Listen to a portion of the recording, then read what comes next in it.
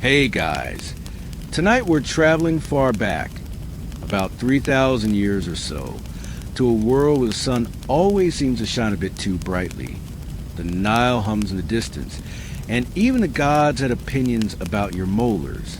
That's right, we're headed to ancient Egypt, where toothaches were more common than scarab jewelry, and moldy bread wasn't a punishment. It was medicine. Picture this.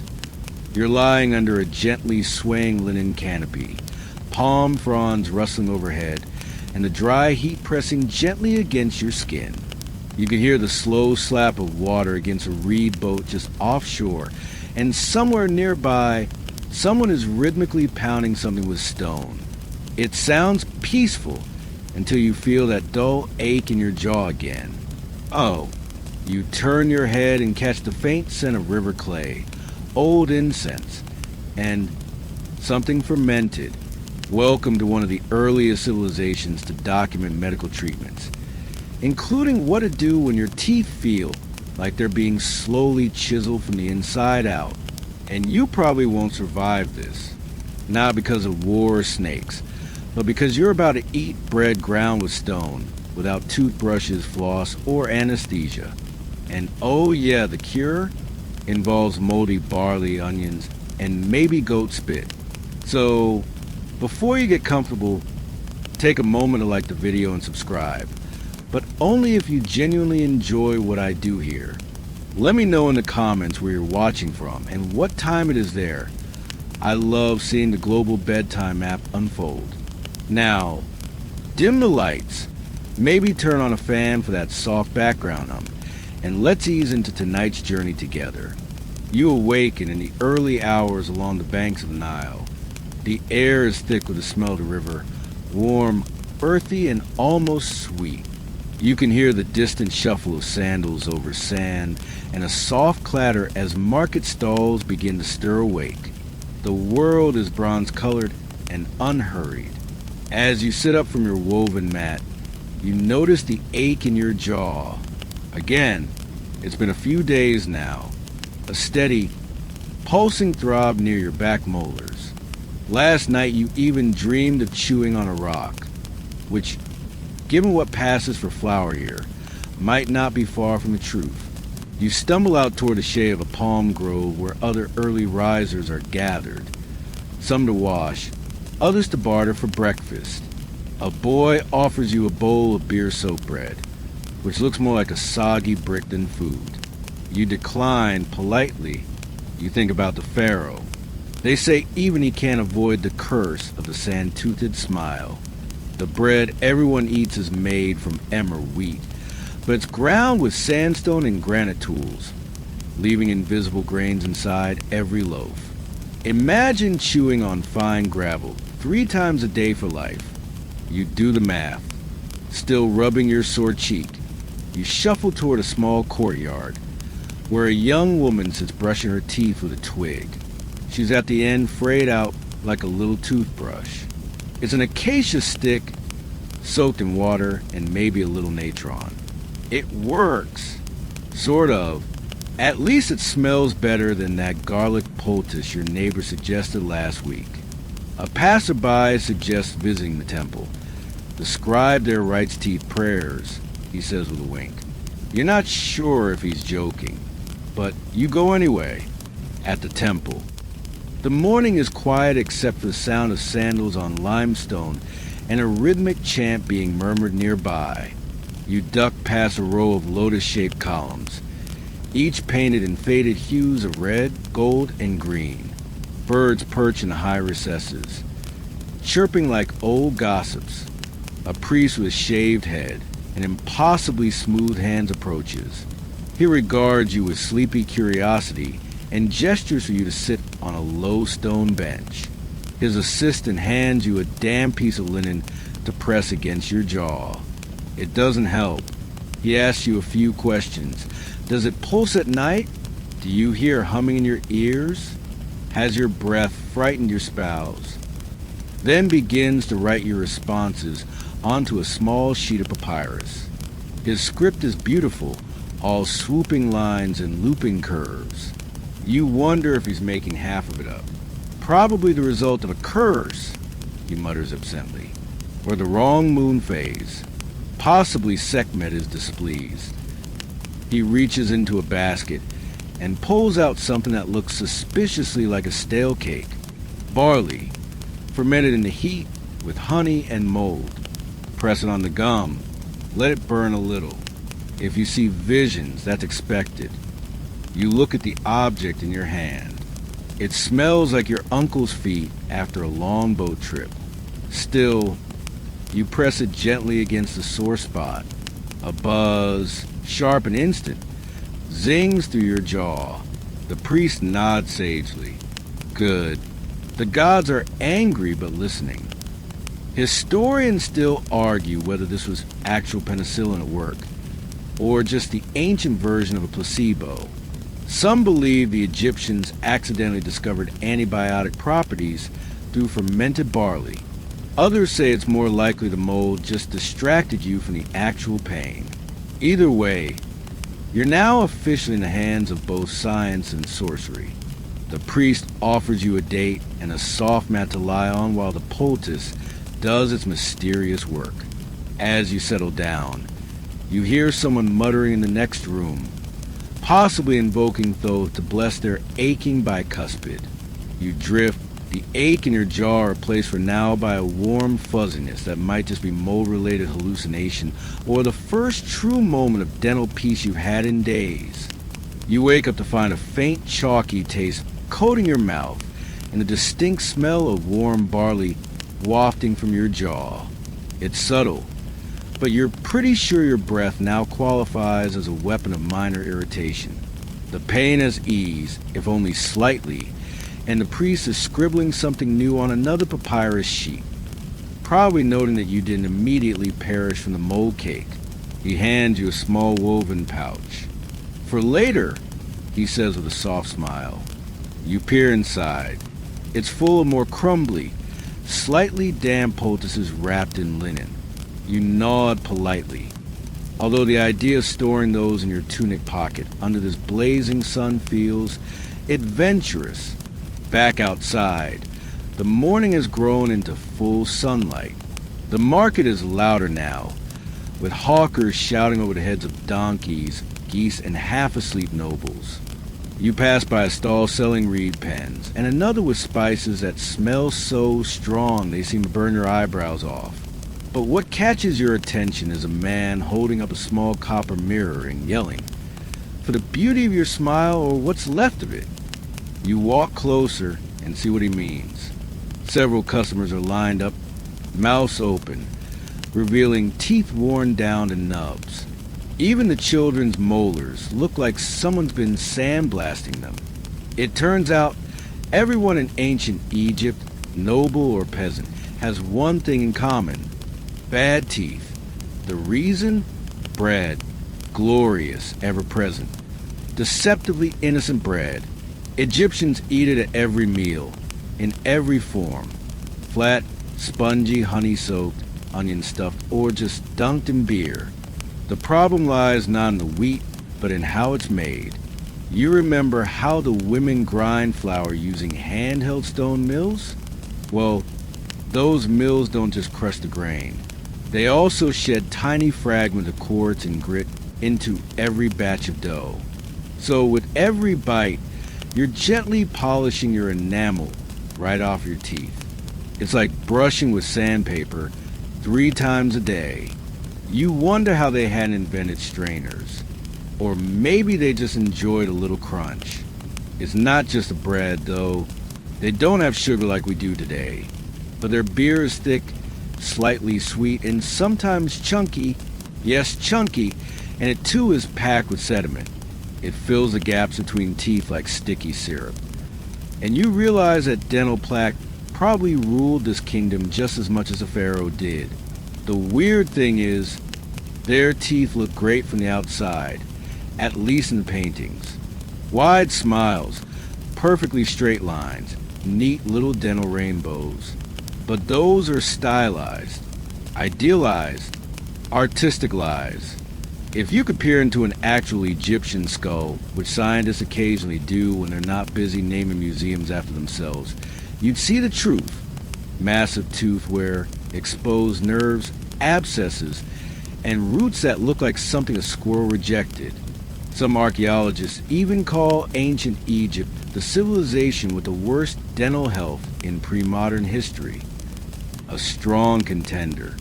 Historians still argue whether it was diet alone, or if they simply lived long enough to suffer from cumulative wear. Either way, you're not alone in your misery. As you drift through the marketplace, a young girl offers you a strange candy. Well, not candy. Exactly. It's a lump of dried figs with sesame and what might be crushed insects. She says it's good for mouth strength. You politely decline. Your mouth has had enough strength for one morning. You pass a scribe station next. He's hunched over a low table, writing something while simultaneously chewing on a stick of mint root. His teeth are a patchwork of brown and beige. You ask him, through mild gestures and pain grimaces, how he keeps the pain down. He shrugs. Beer. And sometimes I hum. You sit with him for a while, chewing on a bit of linen to distract yourself. He teaches you a few hieroglyphs, like the one for tooth, which, amusingly, looks a bit like a loaf of bread. Coincidence? Then he shows you a spell. It's from the Edwin Smith Papyrus, one of the earliest medical texts known to history. He reads softly, rhythmically. If you examine a man with pain in his teeth and you find no swelling, apply a poultice of cumin, incense, and onion. You ask if that works. He chuckles. No, but it smells nice. Nearby, a dog chases a goose into a spice basket, and you decide maybe it's time to try another remedy, or at least seek shelter from the heat. You find a small shrine tucked behind a palm grove. The priestess here is younger, calmer, and offers you a bit of chalky paste on a reed stick. Charcoal and honey, she explains, keeps things balanced. You try it. It tastes like regret with a hint of burnt toast. She explains that many ancient Egyptians believed that toothaches were caused by tiny worms burrowing into the gums. You blink at her. She nods seriously. Yes, tooth worms. Very angry ones. Historians still argue whether this was a sincere belief or simply an excuse to jab people with hot sticks. Either way, she offers to recite a charm to banish the worm. You accept, mostly because you're too tired to decline. She begins a chant in slow, measured tones. It's oddly soothing. You lie back on a stone slab, eyes closed, mouth open, letting the warmth of the sun and the murmur of ancient words melt into one long, drowsy melody. You may not be healed, but for now, you're calm. The priestess finishes with a gentle tap to your forehead and whispers, "Be gentle with your mouth today. Eat nothing crunchy." You nod. No promises. As you wander off, another tooth starts to throb slightly. You sigh. The Nile glimmers in the distance, and you wonder how much moldy bread you can survive before becoming half fungus yourself. You leave the priestess's shrine with a lingering taste of ash and honey on your tongue. Your breath now a confusing blend of herbs, charcoal, and, well, something less polite. The sun has climbed higher in the sky, and the marketplace is in full bloom, colors, sounds, and smells mingling in a dizzying swirl. Somewhere nearby, someone is banging a drum, or possibly their head against a wall. Either one would make sense if their molars feel like yours do, down a side alley where the crowd's thin and the air is still. You find yourself stepping into a shaded courtyard nestled beside a mud brick clinic. It's peaceful here, dusty, sure, but peaceful. You hear a steady scratching sound and realize it's coming from a scribe sitting cross-legged in the shade, pen in hand, recording something onto a long roll of papyrus. He pauses as you enter and gives you the kind of look reserved for people who clearly didn't brush with lotus root this morning. The scribe waves you over. You look like you've been chewing limestone, he says dryly. You manage a weak smile and settle down on a low stone bench beside him. He opens a small scroll and points to a series of oddly specific drawings. Heads with open mouths, zigzag lines pointing to sore spots, and a few herbs beside each one. It's an early dental record, and apparently, your current agony is quite textbook. He pulls out a small reed pen and begins sketching your symptoms. Patient arrives midday, cheek mildly swollen, mood resigned. You can't argue with the diagnosis. As he writes, he explains that dentistry here is often performed by SWNW, priest-physicians trained in both medicine and magic. They weren't just healers. They were also record keepers, pharmacists, spiritual advisors, and occasional morticians. Multitasking was very in vogue. Your scribe pulls out a small stone amulet carved into the shape of a beetle. It's cool in his hand and looks oddly cute for something that's supposed to chase away oral demons. He hands it to you and murmurs, "Wear it near the sore spot." It reminds Sekhmet to go easy.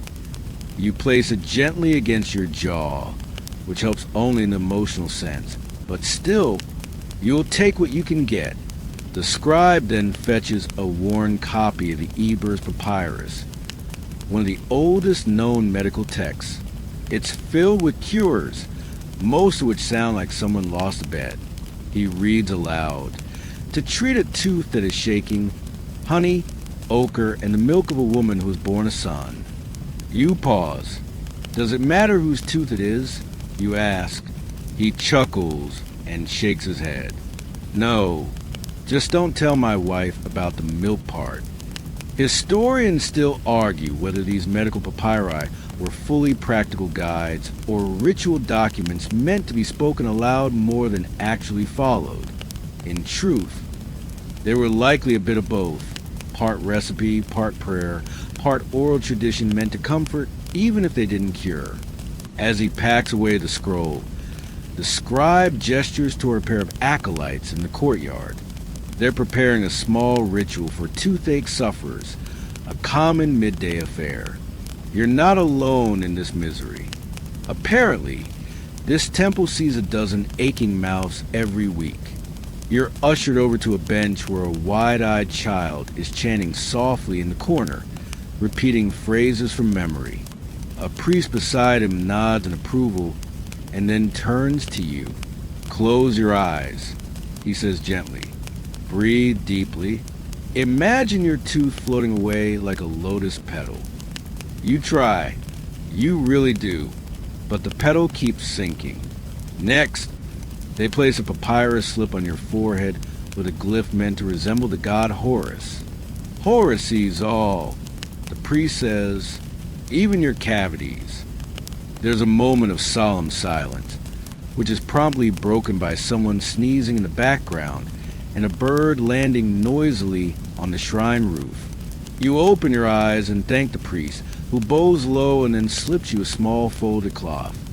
Inside is a blend of herbs, coriander, cumin, and dried mint. Boil with water, he instructs. Swish, then spit toward the sun. It's half ritual, half mouthwash.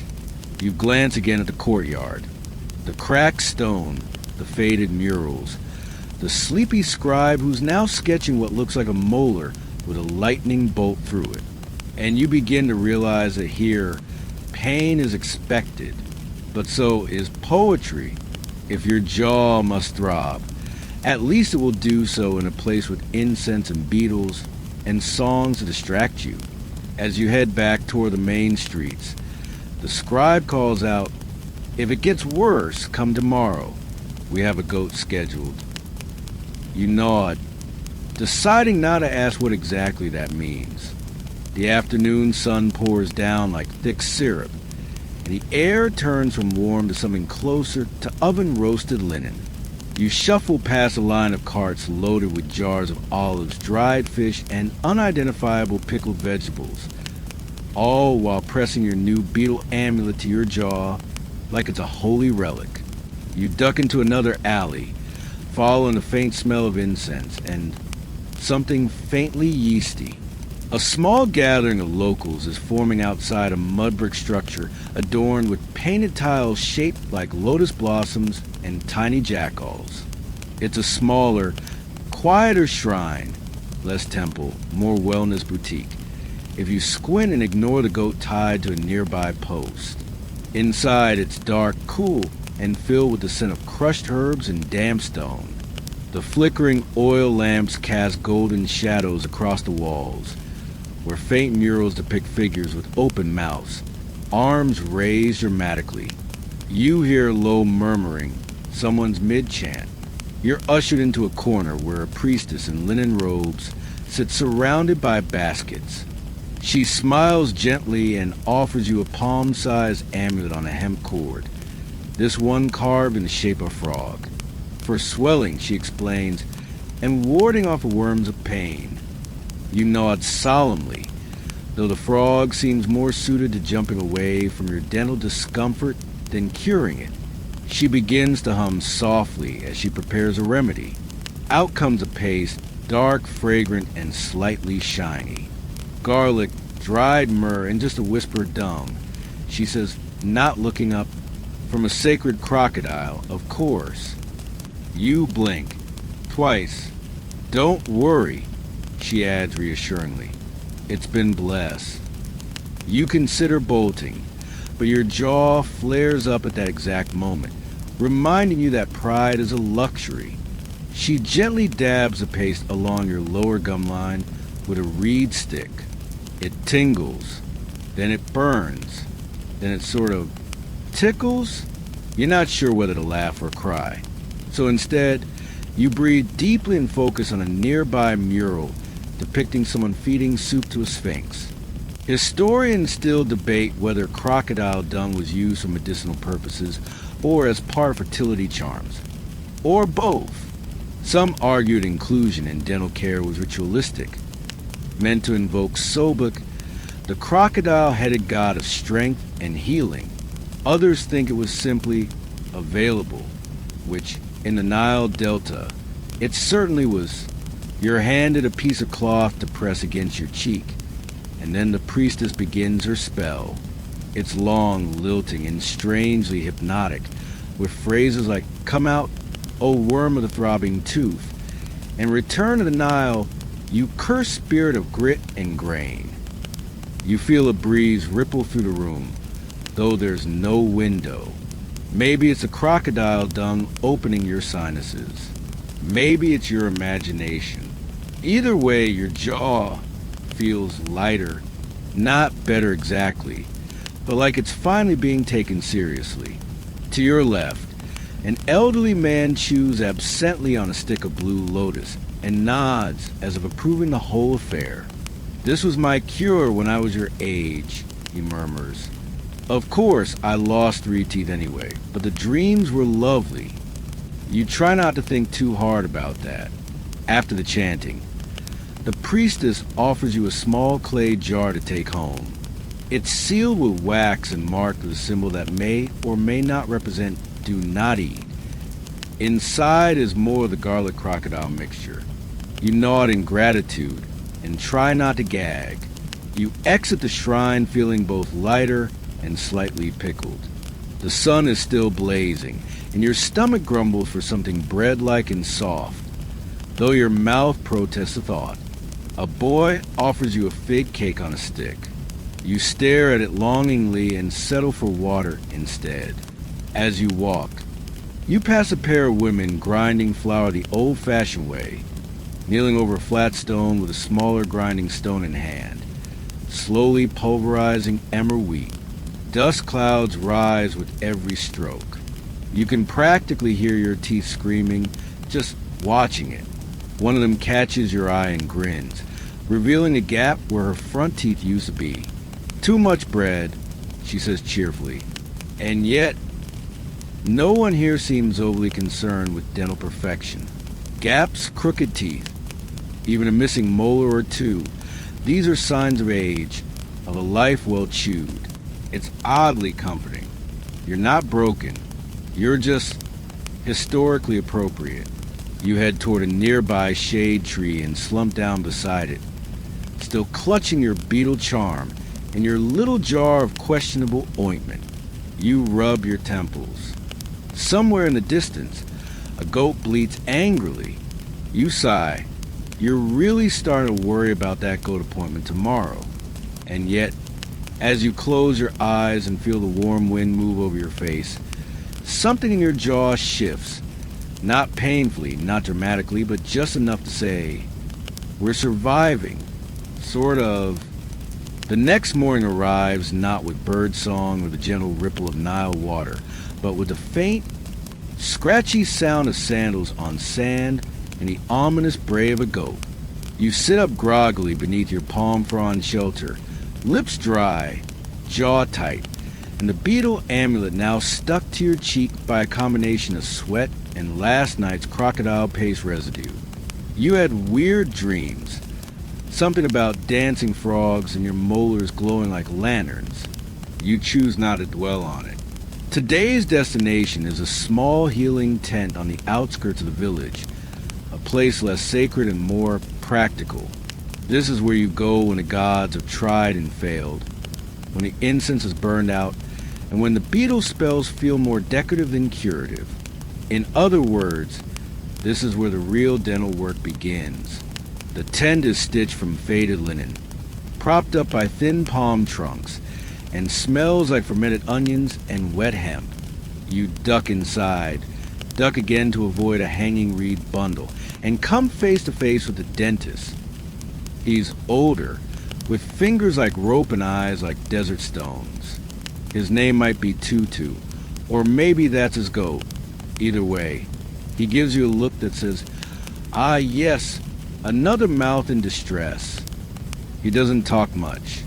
Instead, he pats the stool with one hand and pulls out his tools with the other.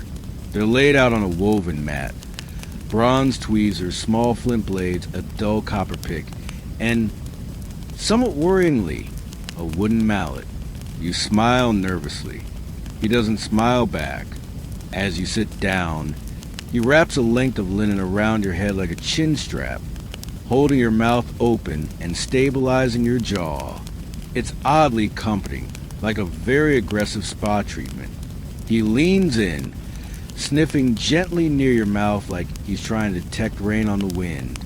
Then, with the tip of a carved reed, he taps a sore molar. Pain zings down your neck like a lightning bolt through pudding. He nods solemnly.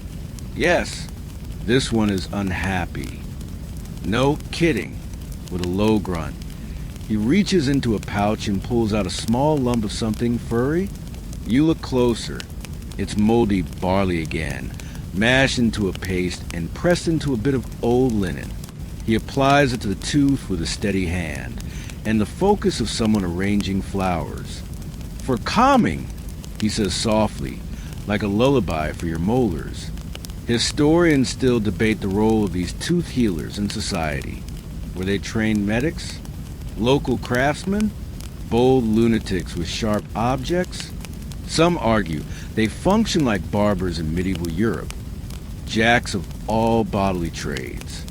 Others believe they were sacred intermediaries, especially when prayers failed. Either way, you're here now, mouth wide open, at the mercy of a man wielding a bronze pick and philosophy of poke first, ask later. He begins cleaning the area with a solution that smells like fermented beer and mint leaves. It stings a little, but not in a dramatic, scream-inducing way. More like a, my gums are auditioning for a musical way. Then, without much warning, he starts to scrape.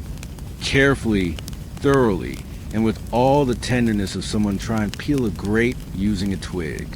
The scraping continues for several minutes, and just when you begin to consider faking unconsciousness, he stops and steps back.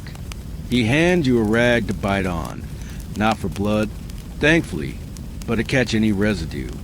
"Spit," he says. You do.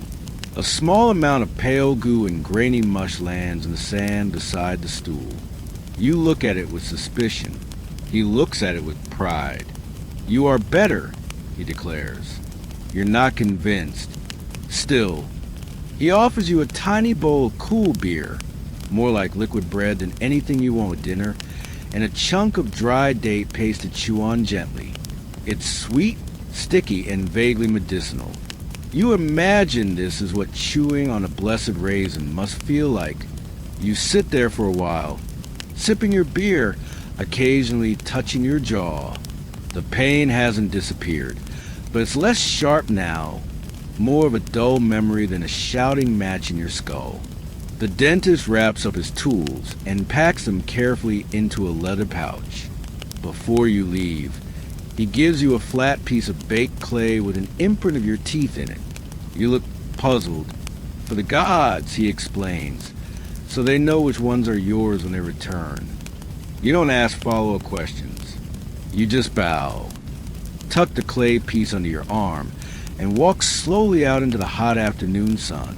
There's a strange sense of accomplishment now, like you've been through something mildly traumatic but deeply traditional. You catch a glimpse of yourself in a polished copper mirror hanging outside a vendor's stall. Your face looks a little puffier on one side, your eyes a little wiser, your mouth, well, it's still attached, and that's good enough for today. A merchant nearby waves you over and says, "You smell like someone who's been to Tutu's tent." You nod, too tired to be offended. He hands you a bundle of sweet herbs wrapped in linen. For chewing, for breath, for luck. You pop a few into your mouth, and they taste like mint and dust and maybe a hint of victory. For now, the worst is behind you. You hope. Then you remember the frog amulet, still in your pocket, still probably part of the cure. And for some reason, you can't help but smile. Just a little. You take the long way back through the village, teeth tender, jaw a little stiff, and with new appreciation for silence. Each step feels more grounded, like you've earned a badge in survival, or at least a minor in ancient dentistry. The sun begins to tilt westward, casting gold across mud-brick homes and papyrus roofs, and the Nile breeze carries the scent of silk, figs, and someone cooking onions just slightly too enthusiastically. As you pass a woman pounding dough with her elbows, don't ask. You remember something from earlier, the grinding stones, that innocent-looking act of making flour, maybe the hidden villain in your entire mouth saga. You take a detour to the household of Beck and Horry, two brothers known for running one of the best grinding stalls in town. Not glamorous, no golden statues involved, but essential. Their family's been grinding wheat since before pyramids had peaks. Beck, the elder, invites you into the workshop. It's hot, dusty, and filled with the rhythmic rasp of stone on grain. In the middle sits a wide slab of basalt. On top of it, a woman kneels with a handheld grinder, slowly rubbing dried emerald wheat into submission. The sound is hypnotic, soft, coarse, repetitive, like a lullaby made of sand. You kneel to watch more closely. Each swipe sends out a faint puff of flour, and something else. Tiny, nearly invisible particles of stone. Beck scoops up a handful of fresh flour and rubs it between his fingers. "Good texture," he says, "but bad for the teeth." He hands you a rough loaf of unleavened bread from a nearby basket. You break it open, expecting fluff. Instead, it crumbles with a crunch. Not crispy, crunchy, like biting into something that might file your teeth down over time, which is exactly what it does. Historians have examined countless mummies and skeletons from this period, and nearly all of them, nobles, peasants, even royalty, show massive tooth wear. Not cavities, necessarily, but actual physical erosion, especially at the back molars. Teeth ground down flat, nerves exposed, roots infected, all from the daily diet. And it's not just the wheat. It's the fact that sand is everywhere. In the air, in the food, in the water, even in your ears. Probably, it drifts invisibly into everything and becomes part of the bread, part of the beer, and part of your bite. You recall someone earlier mentioning surprise fillings. That wasn't a joke. Occasionally, tiny pebbles or mineral fragments got baked directly into the loaves. Eat a careless bite, and congratulations, you just chipped a tooth. Beck admits that some wealthier households have started using imported granite mortars that shed less grit, but it's expensive and rare. Besides, he shrugs, everyone chews the same bread, even the pharaoh. You imagine the royal cook kneading dough with hands that cost more than your entire house, carefully crafting a meal that will slowly erode the divine teeth of king. Equal opportunity dental destruction. The younger brother, Hori, offers you a cup of sour beer, the house drink for workers. It's thick, slightly fizzy, and smells like old raisins and river mud. Good for your bones, he insists, soft on the gums. You take a sip. It's cheap. You're not entirely sure if that's a feature or a warning. Historians still argue about how nutritional this bread and beer diet actually was. Some suggest it kept people alive for decades, rich in calories and fiber. Others believe the long-term wear and lack of dental care made life considerably more painful than records suggest. Either way, you're here, sipping gritty beer, nodding thoughtfully at a pair of flour-covered men who smile with suspiciously missing teeth. Before you leave, Beck hands you a gift, a small pendant made from a worn-down tooth. Found this near a tomb last season, he says. Belonged to a baker. You admire the smooth surface, polished not by sandpaper but by life itself. As you step back into the street, the sun's at your back now, painting long shadows on the ground. You run your tongue along your back teeth. Still there, a little battered, but still holding strong. You pass a boy carrying a tray of flatbreads on his head.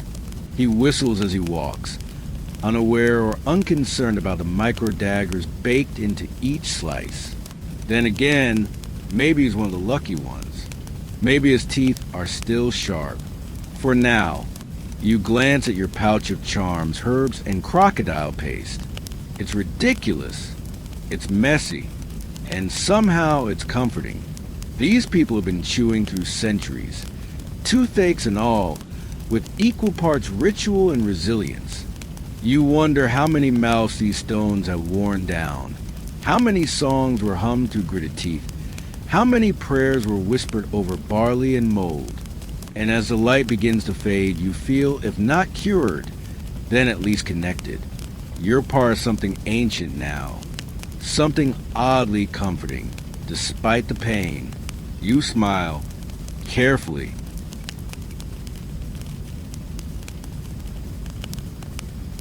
You follow the scent of sweet resin and sharp vinegar down a narrow stone corridor, part clinic, part temple, part alchemical pantry. The air is thick with the smells of cloves, frankincense, and something distinctly fermented in the world of ancient Egyptian healing. Especially when it came to the teeth, nothing was off limits.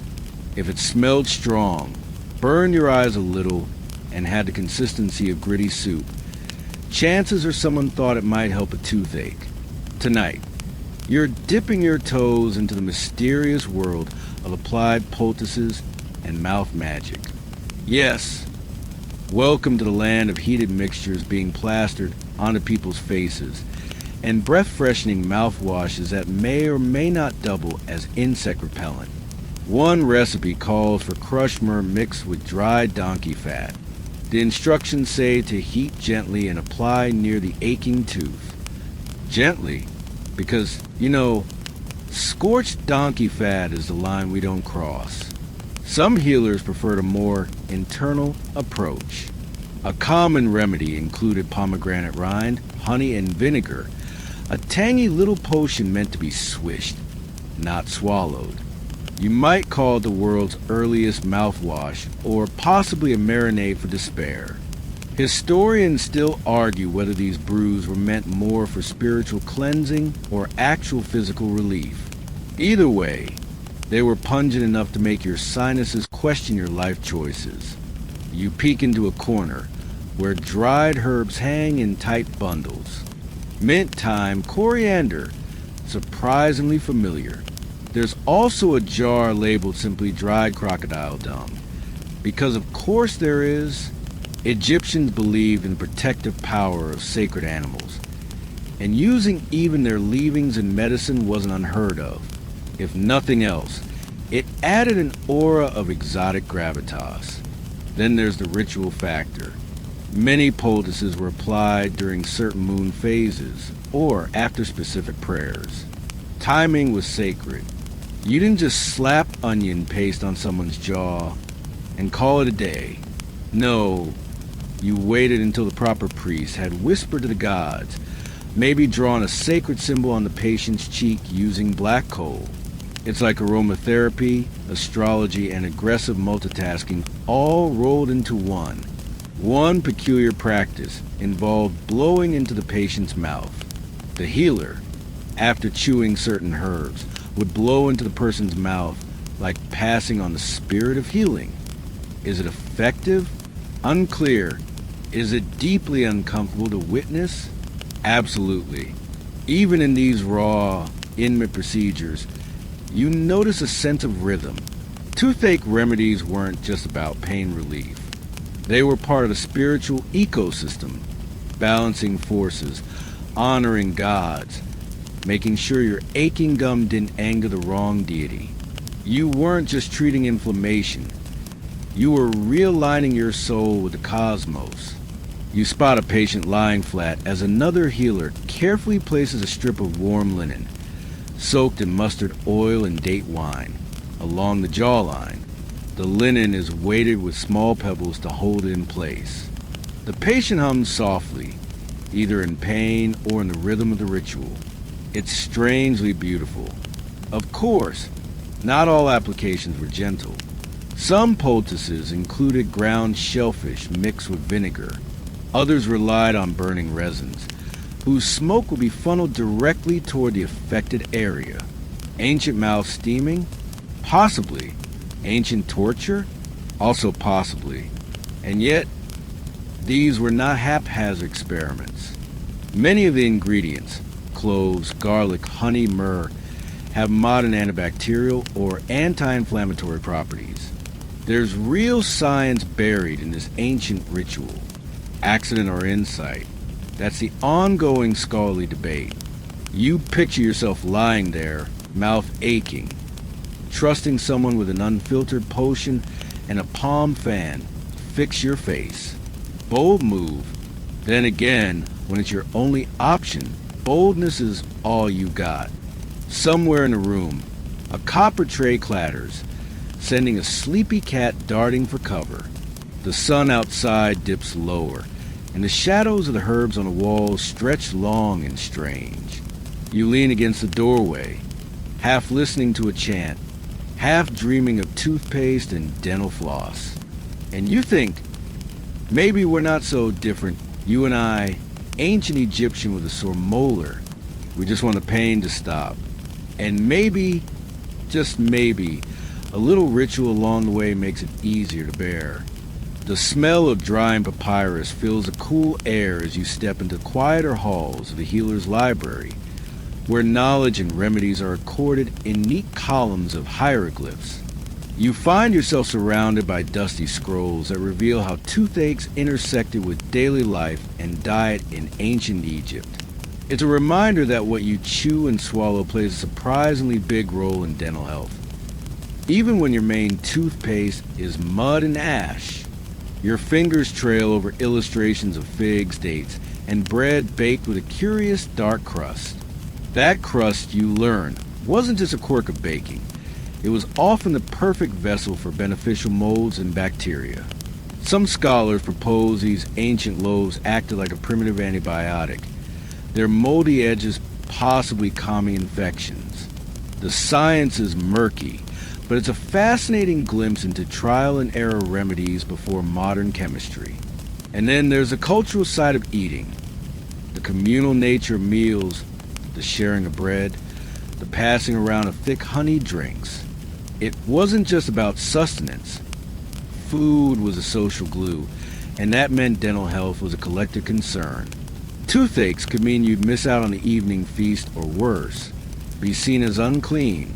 Not exactly the kind of FOMO you want when you're craving those sweet figs. Historians still argue whether certain foods were deliberately chosen for their healing properties, or if it was mostly happenstance. Either way, dietary advice was woven into the wisdom of healers. Chewing on licorice root, for example, wasn't just about flavor. It might have been a way to freshen breath and soothe inflamed gums. And chewing sticks, twigs carefully selected from specific trees, were early toothbrushes in disguise. You can almost picture someone gnawing thoughtfully, hoping the bitter sap would chase away that nagging ache. The scene shifts to more humble homes, where meals are simple but practical. Imagine grinding grains on stone wheels, the dust settling everywhere, possibly contributing to tooth abrasion. No electric grinders here, just muscle, patience, and maybe a bit of tooth damage. Yet even here, people adapted, sometimes rinsing their mouths with salt water or herbal infusions after meals. It's like a natural rinse cycle, ancient style. Among the scrolls, you find surprising recipe, a paste made from crushed eggshells and honey, used not just to soothe but to strengthen teeth. An early attempt at toothpaste, perhaps? Modern science tells us that calcium is essential for enamel, so maybe there's wisdom buried in these unlikely ingredients. Of course, you wouldn't want to brush with raw eggshells every day. But hey, everyone has their quirks. You notice that daily dental care wasn't just about hygiene, but also about ritual. Morning routines often began with small prayers and the use of fragrant oils, mixing practical care with spiritual comfort. Maybe it's why the toothache was never just a toothache. It was a sign that something was out of balance in body and soul. You pause over an image of a small child sucking on a honey-soaked stick. The sweetness might seem indulgent, but it was also believed to calm nerves and ease teething pain. Parental care in ancient Egypt was surprisingly tender, even if their remedies seem unusual to us now. By the time you leave the library, you're struck by how interconnected food, medicine, and culture were. Treating a toothache wasn't just about pain. It was about preserving the rituals that held life together. And as the sun sets over the Nile outside, you realize maybe the real cure was the comfort of these daily, gentle routines. You slip out of the library and wander toward the bustling marketplace, where the scent of exotic spices mingles with the dry desert air. Here, among the stalls, you catch a glimpse of the raw materials behind some of those curious remedies, plants, resins, and minerals carefully gathered from across the Nile Valley and beyond. The ancient Egyptians weren't just baking moldy bread and hoping for the best. They were experimenting with nature's pharmacy, blending ingredients for centuries-old recipes that aimed to soothe aching teeth. One trader offers frankincense and myrrh, resins prized not just for their fragrance but for their antiseptic properties. Imagine chewing on a tiny piece of hardened myrrh, letting its bitterness slowly numb a tender gum. It sounds almost pleasant, a far cry from the harsh chemical rinses you find in stores today. And there's also bitumen, a sticky black substance, sometimes mixed into paste, believed to seal wounds and fight infection.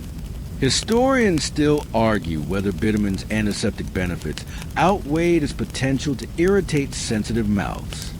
Nearby, a vendor offers a handful of crushed lotus petals, known for their calming effects. The petals might have been brewed into teas or chewed to ease discomfort, part of the gentle dental care ritual that combined physical and spiritual healing. You can almost hear the hum of low chants and prayers as these remedies are applied, soothing more than just the body. As you watch, a woman dips a small stick into a paste made from ground herbs and honey, then carefully brushes it along her teeth. It's a simple act, but you realize it's a ceremony in itself, a daily practice woven into the fabric of life. The ingredients: marshmallow root for its softness, salt for cleansing, and crushed seeds for mild abrasion, come together in a surprisingly sophisticated mix. And while the exact formulas may have varied by region and healer, the goal was universal: keep the teeth clean and the pain at bay. You pause to consider how these remedies traveled along the ancient trade routes. Spices, herbs, and medicinal ingredients weren't just commodities. They were carriers of knowledge, linking cultures across deserts and seas. The famous silk routes may be better known for silk and spices, but they also spread wisdom on health and healing. Some believe that certain Egyptian tooth remedies influenced distant lands, evolving into traditions you'd recognize only much later. Meanwhile, in quieter homes, you imagine families gathering around evening fires, sharing stories while someone carefully prepares a mixture to treat a sibling's toothache. These moments, intimate and unhurried, reveal how dentistry wasn't a separate science but part of everyday life, an intersection of community care, trial and error, and hope. You recall the earlier image of moldy bread and wonder those little spores were indeed the first antibiotics, centuries before penicillin. Though modern researchers debate the exact effectiveness, the idea that ancient Egyptians were harnessing natural fungi to fight infection is a humbling reminder of human ingenuity. By the time you leave the market, the sun dips low, casting a golden glow over the bustling scene.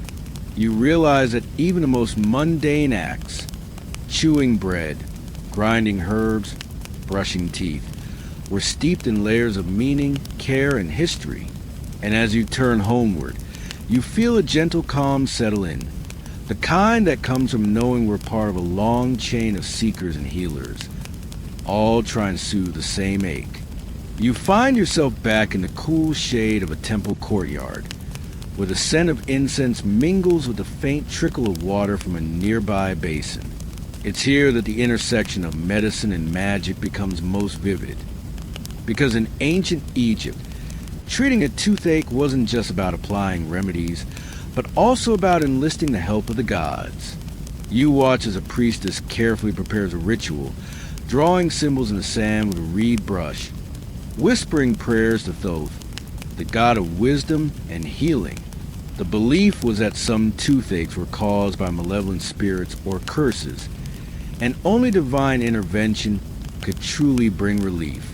This blend of physical care and spiritual comfort shows a world where medicine was holistic, where the boundaries between body and soul were porous. Amulets shaped like teeth or crocodiles were often worn or placed near the afflicted area, meant to ward off evil forces. You might smile to think that a tiny charm could be considered as important as a poultice of herbs and honey. Yet, historians still argue whether such rituals genuinely ease pain or served mainly to comfort patients through psychological reassurance. In the temple's quiet rooms, you hear the soft murmur of incantations paired with the grinding of medicinal plants. Healing songs accompanied treatments, their melodies said to align the body's energies. It's a sensory experience, a blend of touch, sound, and smell designed to soothe both mouth and mind. The notion that pain was a message from the gods influenced how treatments were administered. For example, some toothaches were seen as punishment for moral failings, so remedies sometimes involved confession or offerings to restore balance. This idea may feel foreign now, but it highlights how the Egyptians' approach to health was deeply integrated with their worldview. You recall earlier scenes of moldy bread and herbal paste, now framed by the soft chants and flickering candlelight. The combination of practical and mystical healing reflects a culture that cared for its people in many dimensions, aware that sometimes the greatest relief came not just from the remedy, but from the hope it inspired. As the ritual winds down, the air thickens with calm and quiet assurance. You feel your own tension melt a little, reminded that healing is as much about belief and ritual as it is about medicine. In this gentle ancient world, pain was met with patience, wisdom, and a quiet hope. You step away from the temple's serene courtyard and find yourself wandering to the homes of ordinary Egyptians, where daily life unfolds with rhythm both familiar and strange. Here, dental care takes on a practical, hands-on aspect, far from the grand rituals and priests, but no less important. In these simple dwellings, families keep small boxes filled with tooth cleaning tools, chew sticks carved from twigs, soft cloths, and tiny containers of powdered charcoal or crushed shells. You run your fingers over the rough wood, imagining the gentle scrape against enamel, a natural toothbrush centuries before modern bristles. This hands-on approach is surprisingly effective. Chewing on certain twigs release sap that can help freshen breath and reduce bacteria. Charcoal and crushed shells offered mild abrasives, scrubbing away plaque in a rudimentary but practical fashion. You might chuckle at the thought of someone polishing their teeth with ashes, but the results were tangible, whitening and cleaning without harsh chemicals. At meal times, you notice how certain foods unintentionally contributed to dental health. Coarse bread helped scrape teeth clean, and fibrous vegetables like celery acted as natural floss. Historians still argue whether ancient diets, often rich in grains and sometimes sugary honey, led to more cavities or helped maintain healthy teeth through natural cleaning.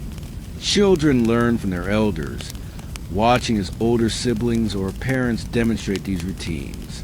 It's a slow, mindful process, something to be savored, not rushed. You can almost hear the soft sounds of chewing and scraping, mingle with laughter and occasional grimace when a tender tooth protests. Oddly enough, you realize that tooth care in these homes was as much about community and shared knowledge as about hygiene. Remedies and tips were passed along in whispers and stories, each family adding their own little twist, be it a secret herb or a favorite technique. You remember the ancient market's exotic ingredients and the temple's mystical rites, and see how these everyday practices form the practical backbone of Egyptian dental care. Together, they create a rich tapestry, weaving spiritual hope and hands-on wisdom into one seamless tradition. As evening falls, you imagine the quiet satisfaction of a family gathering around a fire, the gentle scraping of teeth marking the end of another day, a simple ritual of care and connection that has echoed through millennia. The sun dips low and you wander toward the bustling ancient marketplace, a place where remedies and curiosities mingle amid the scent of spices and fresh papyrus scrolls. Here, traders offer a fascinating array of dental aids, some rooted in science, others wrapped in legend. You pick up a small jar of myrrh resin, its bitter, earthy scent filling your nostrils. Known for its antiseptic properties, myrrh was prized for treating mouth sores and tooth pain. Egyptians chewed on small pieces like chewing gum, releasing soothing compounds that help calm inflamed gums. You might find it amusing to think of them as ancient gum chewers, minus the bubble blowing. Nearby, a vendor shows you a powder mixture of crushed eggshells and frankincense, touted as a tooth whitener. While the abrasiveness of eggshells helped clean teeth, frankincense added a fragrant touch that doubled as a breath freshener. Historians still argue whether these mixtures truly whitened teeth or mainly served as pleasant-smelling distractions from discomfort. Amid the lively haggling, you notice peculiar items, small, carved amulets shaped like the Eye of Horus, believed to protect teeth from decay and evil spirits. It's a gentle reminder of how intertwined faith and medicine remained, even in everyday commerce. Food vendors nearby sell sweets sweetened with honey, a sticky treat that tastes delightful but probably wasn't great for tooth health. Despite this, honey was often included in medicinal paste for its antibacterial qualities. It's a curious contradiction that sweetness both delighted and challenged dental well-being.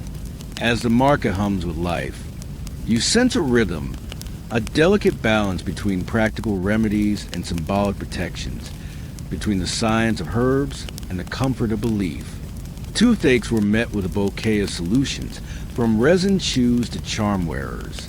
You imagine the market goers, balancing bargaining with careful selections of their next dental aid. Each purchase a small act of hope against future pain. And as you leave, the lingering aromas of myrrh and frankincense weave into your senses, a soothing fragrance to carry you forward. You find yourself drifting toward the quieter side streets of an ancient Egyptian town, where healers and midwives practice their crafts in humble homes.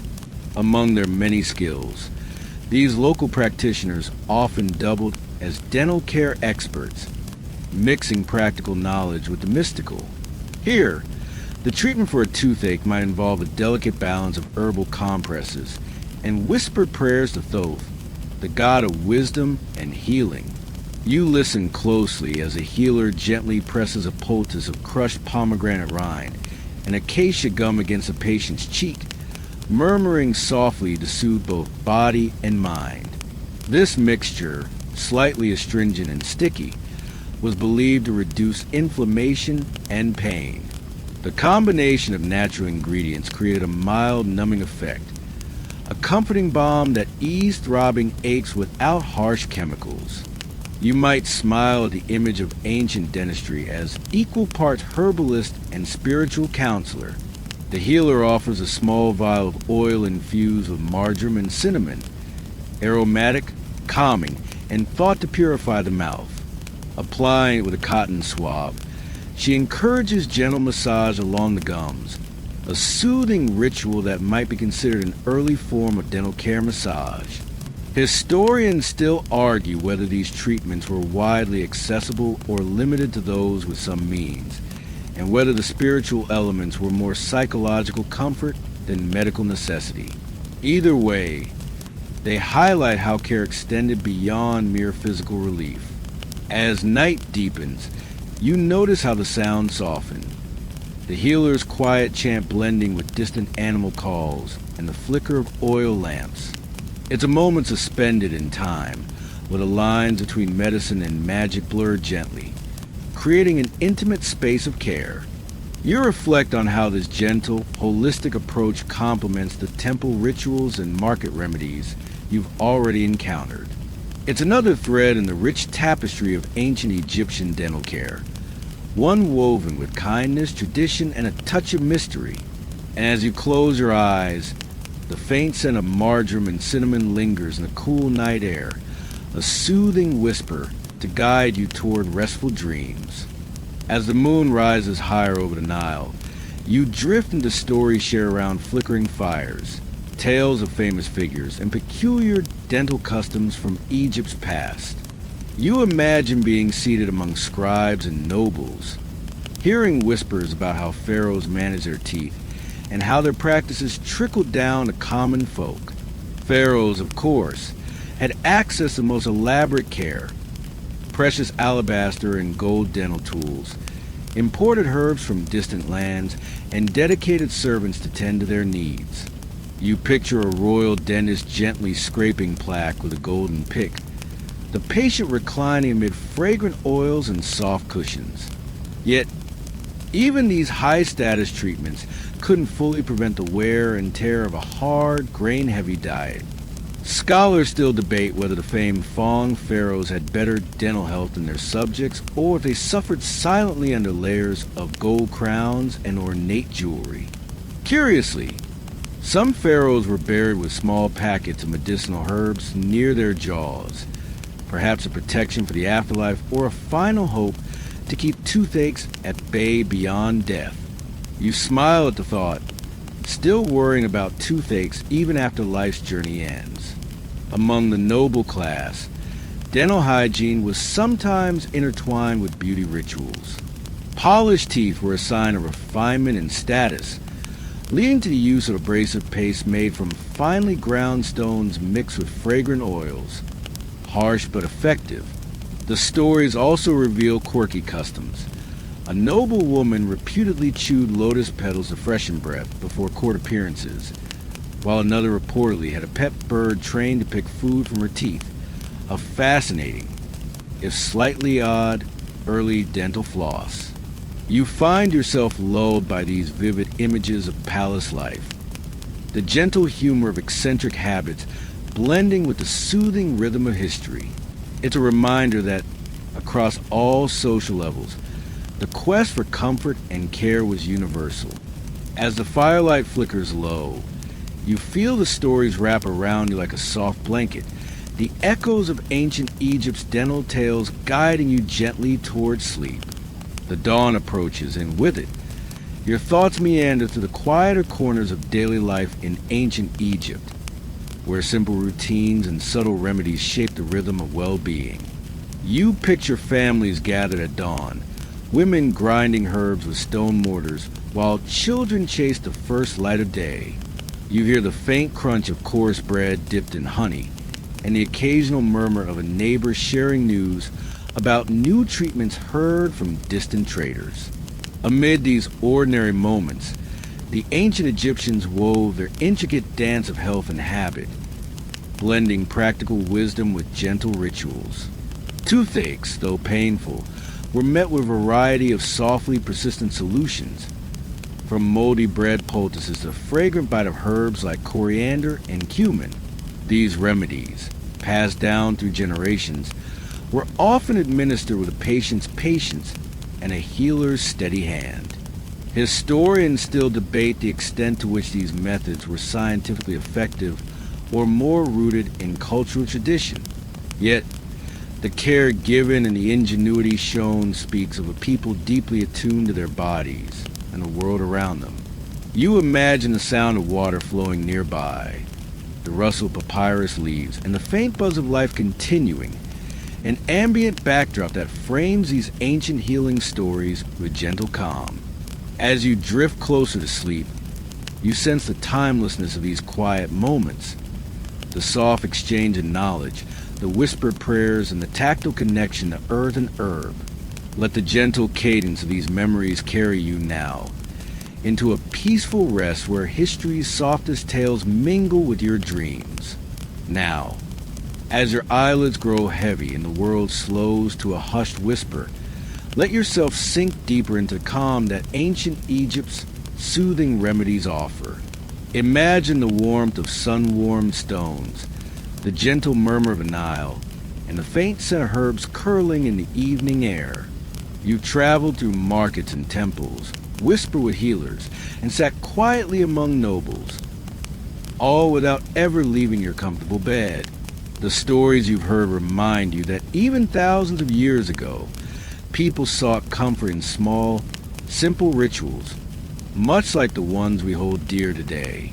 Let your breathing soften, matching the gentle rhythm of the past, and allow each moment to stretch out slowly and easily. Feel the tension melt away as you drift deeper into a place where knowledge, care, and calm combine to cradle you. Sleep now, surrounded by the soft glow of history's quiet light. Tomorrow will come soon enough, but for now, rest well in the gentle arms of time.